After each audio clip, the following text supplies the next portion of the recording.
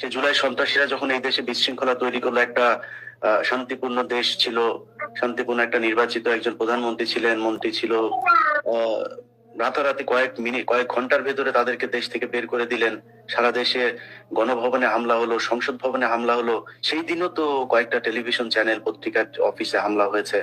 তাহলে সেটাও তো সন্ত্রাসী কার্যক্রম। এবং সেইটার মধ্য দিয়ে অনেক মানুষ ছিঁড়া খাতায় শুয়ে যারা কম্বলের স্বপ্ন দেখতেন, তাদের অনেকে নতুন নতুন পাঞ্জাবি, দামি দামি শার্ট প্যান্ট পরা শুরু করেছেন। এগুলো আমরা এখন দেখছি। সেই মানুষের কাছেই শুনছি যে আমরা আজকে মব তৈরি করছি।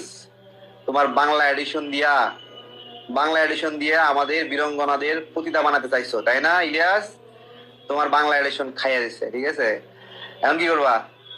এখন তো আর ওই মাইক্রোফোন ধরে তাদাবাজি করতে পারবা না। মাইক্রোফোন একটা পাঠায় বিভিন্ন অফিসে টেয়া দাও, বিজ্ঞাপন দাও। হ্যাঁ, এখন কি খাইবা? আবার তুমি উবার চালাও, যাও। মেলা দিন গায়ে চর্বি হয়ে গেছে, উবার না চালায়, এখন আবার উবার চালাও, ঠিক আছে? আমাদের একজন প্রবাসী ভাই অভিযোগ দিয়েছে যে তার যে গাড়ি আছে, সেই গাড়ি টেসলা, সেটা ও নিয়ে এরকম ভাবে নষ্ট করেছে। তার ক্রেডিট কার্ড, ডেবিট কার্ড এগুলো ব্যয় করে আর টাকা ফেরত দেয় না। এটা তো এদের একটা অবস্থান এরকম।